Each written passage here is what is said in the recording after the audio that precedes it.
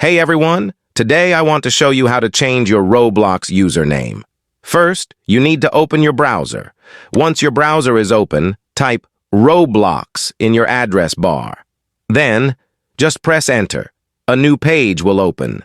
You will see the Roblox logo at the top of the page. Click on it.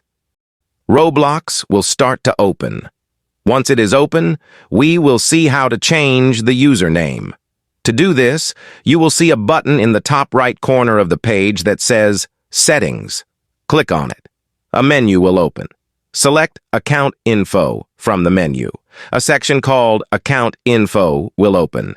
Here you can easily change your username. But before you do that, you need to add your email address here. Then, you need to verify it by going to your email and clicking on the link. Once you have added and verified your email address, you will see a button that says Edit. Click on it. A message will appear that says, you need 1,000 Robux to change your username. Would you like to buy more Robux? Click on Buy. A new page will open. Here, you will see all the Robux currencies that are available. You can purchase any of them to change your username. Thank you for watching this video.